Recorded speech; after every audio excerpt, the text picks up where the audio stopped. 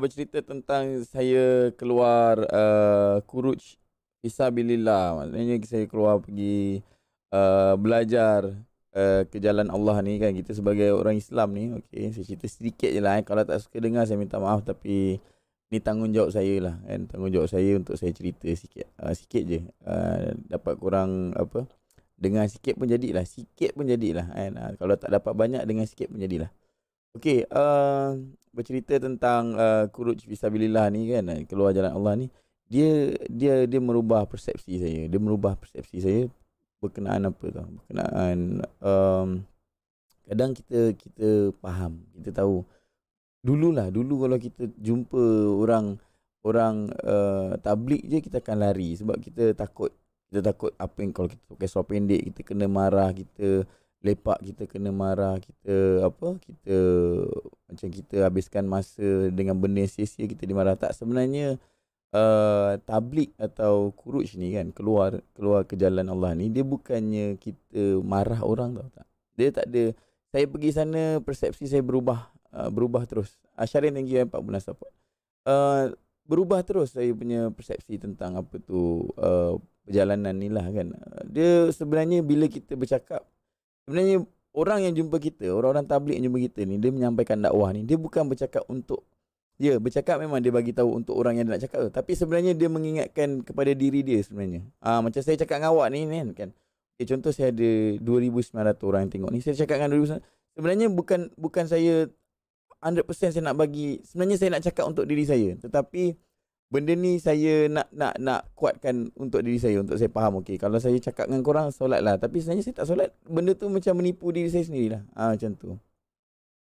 So apa yang saya dapat, apa yang saya tahu, apa yang saya 3 hari ni sebenarnya tak cukup sebenarnya. Dia kurang-kurang 40 hari atau 4 bulan. So apa yang saya faham, apa yang saya belajar 3 hari ni, kita tidak berterima kasih. Kita kurang berterima kasih lah. Bukan tidak lah, tapi kurang berterima kasih dengan nikmat yang kita dapat. Kadang kita bila kita marah, kita doa, ya Allah Tuhanku, kenapalah dia ni macam ni. Bila kena musibah, ya Allah Tuhanku, kenapalah aku dibagi musibah macam ni. Tapi adakah kita kenal lah kan? Kita pun tak kenal sebenarnya. Kita pun tak tahu kita pun tak kenal Allah tu macam mana. Kita pun masih lagi tidak berterima kasih dengan orang yang paling berkorban untuk kita, iaitu Nabi Muhammad sallallahu alaihi wasallam. Sebab dia yang punca lah, Nabi Muhammad lah yang punca bagi kita agama Islam hari ni. Dia lah pendakwah. Dia kena marah ke, dia kena apa ke, dia tak kisah. Macam tu lah. Dia lah yang antara penyebab, dan sahabat ni lah yang punca atau sebab kita dapat Islam hari ni lah. So pada saya, satu benda yang saya belajar ialah berterima kasih lah. Berterima kasih sebab terima kasih ni banyak benda yang kita masih kurang ada sebagai orang Islam ni. So saya harap kawan-kawan saya di luar sana ubahlah persepsi. Kalau tak nak pergi keluar belajar, kalau tak nak taklim ke, kalau tak nak apa, taklim ni satu benda yang bagus okey betul tak? Betul tak sebutan saya taklim? Taklim khuruj. Okey, taklim ni benda yang bagus tau sebenarnya. Taklim ni dia membina keluarga, right? Dia ialah membina keluarga. Dia dalam Islam ni, dalam khuruj ni kan, dia belajar komplit. Thank you Musa Ismail. Dalam khuruj ada juga bekerja, ada juga khidmat, ada juga kita bermesyuarat untuk lantikan atau untuk kita. Dia semua Islam mendahului yang saya belajar. Islam ni mendahului arus moden. Islam jauh lebih dah tahu dah. Islam mendahului banyak benda sebenarnya berkenaan dengan meeting, berkenaan dengan membuat keputusan, banyak benda.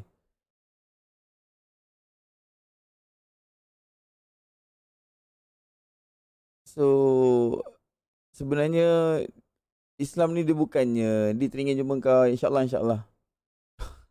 Jangan macam tu, no remi. Tapi saya ada. Aiman Muhammad, thank you. So banyak benda lah saya belajar kan. Taklim ni antara punca-punca rumah tangga kembali bagus. Taklim ni punca-punca rumah tangga kembali bagus lah. Macam contoh ni kalau asas rumah tangga lah. Dalam asas rumah tangga taklim tu penting. Sebab apa? Sebab kita sentiasa duduk dengan anak dan isteri kita. Dengan anak dan isteri kita, kita berbincang tentang hadis ke, tentang para sahabat ke. Kita bagi tahu anak-anak kita. Kita bagi tahu sebab sekarang ni wallahi kalau awak nak berjaya, kembalilah kepada agama. Kalau awak nak berjaya, kalau kita semua nak berjaya, kembalilah kepada agama. Sebab apa? Sebab jangan jadi macam saya. Saya umur 30. Saya umur 32, maafkan saya. Saya umur 32, saya lambat. Saya lambat berjaya sebab saya lambat belajar atau ambil tahu apa tu saya punya apa tu agama, apa tu Islam, apa tu Allah. Saya lambat ambil tahu. Kita semua tahu. La ilaha illallah tu kita tahu, tiada Tuhan, memang Allah je, tiada Tuhan selain Allah. Jadi kita tahu tapi kita tak ambil tahu. Itulah macam tu. Macam tu. Jadi kalau korang semua tanya saya apa asas berjaya, kembalilah kepada Islam, kembalilah kepada Allah. Memang itulah kejayaan sebenarnya lah, insya-Allah. Sebab apa? Sebab saya lambat. Saya sendiri pun tahu saya lambat berjaya. Saya pun bila saya kaji balik kehidupan saya sepatutnya saya boleh berjaya umur 12, 13, 14 tahun lagi kalau saya ni orang yang bekerja keras. Sebab saya orang yang bekerja keras. Saya rasa kalau saya kembali jauh lebih awal, insya-Allah lah. Insya-Allah saya akan berjaya lebih awal. Tapi kalau korang masih muda kat sini, kadang kita rasa kita dah terlambat. Tak, sebenarnya tak. Jauh lah. Kembali insya-Allah. Terima kasih Ashraf, Ira, thank you. Zaid Rashid. Agak-agak dah terlambat ke? Tak pernah. Kita pintu taubat sentiasa terbuka guys. Pintu taubat sentiasa terbuka. Tapi kalau saya tak menyampaikan apa yang saya belajar, rugilah saya. Sebab korang semua saham akhirat saya. Korang semua saham saya untuk bantu saya pergi ke syurga kan, esok lusa di akhirat. Sebab kita sebagai manusia kita kena tahu. Kita sebagai orang Islam kita kena tahu. Kita saya tanya sikit. Kita cintakan Allah kan, contoh kan. Kita cintakan Allah. Kita sentiasa meminta lah. Aizat, terima kasih. Katalah korang tak cintakan Allah. Katakanlah korang tak cinta, tapi korang sentiasa meminta. Meminta macam mana? Ya Allah, ya Tuhanku, nak berjaya. Ya Allah, ya Tuhanku. Terima kasih Musa. InsyaAllah India, Pakistan. Bayan dengan tak best. InsyaAllah boleh Musa Ismail. Kita sentiasa meminta kan, ya Allah tolonglah aku nak supreme contohnya. Ya Allah tolong aku nak berjaya, aku nak tolong mak ayah, aku nak ni, aku nak tu. Tapi pernahkah kita terdetik kat hati ni kita nak jumpa Allah? Sebenarnya macam takkan contoh korang ada bos, korang tak nak jumpa bos korang, macam tu lah. Macam tu. Ini saya pun baru 3 hari kan. Saya pun masih saya pergi sana 3 hari, saya rasa saya baru dapat 1% lah. 1% daripada kehidupan saya. Thank you Kandeman Gaming. Betul cakap saya ambil rugi. Betul Wan. Kita lambat lah Wan. Kita lambat sangat. Paket Asia.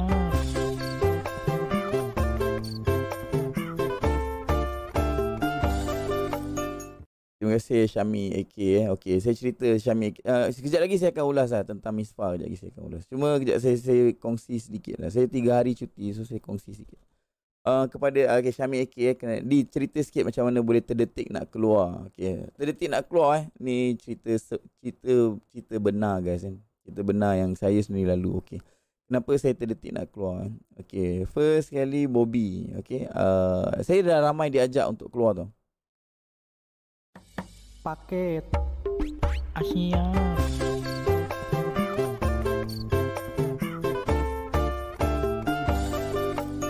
Terima kasih Kak Farah, terima kasih Adlan, terima kasih. Okey, saya lagi saya cerita pasal Misfah tu. Saya dah diajak.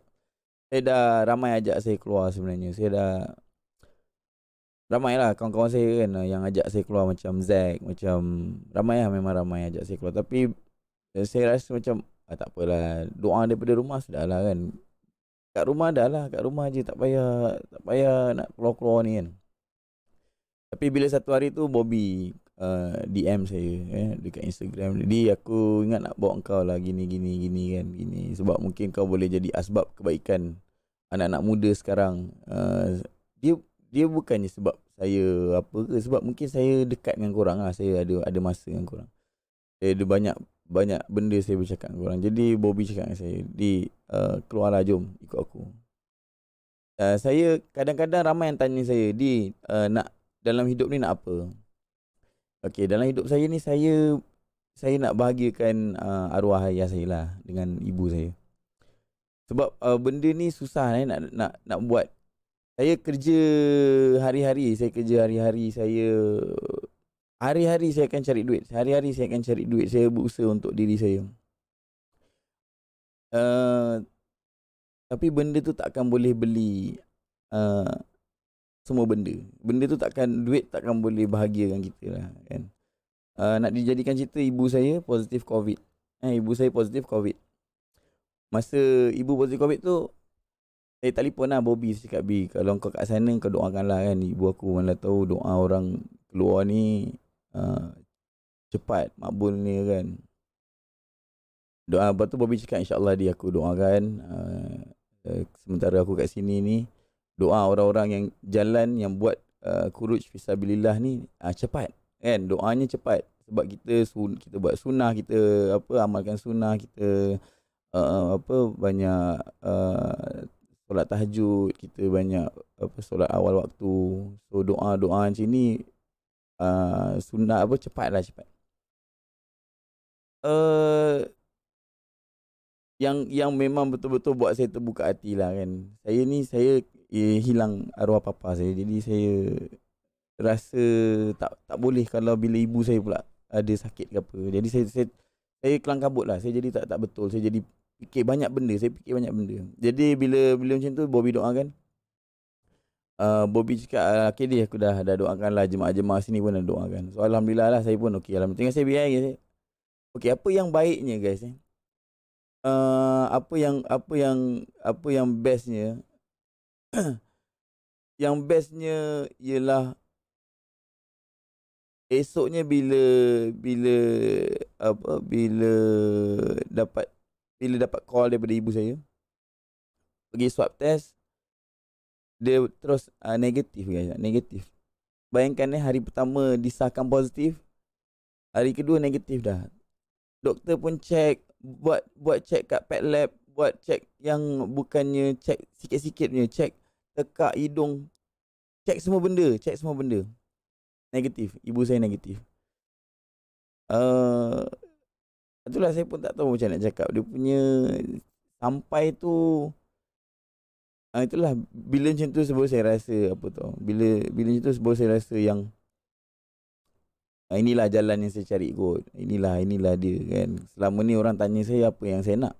Sebenarnya saya nak istiqomah aja dalam hidup ni. Bila saya dapat istiqomah, saya dapatlah benda yang bagus, kan, dalam hidup saya, untuk anak saya ke isteri saya.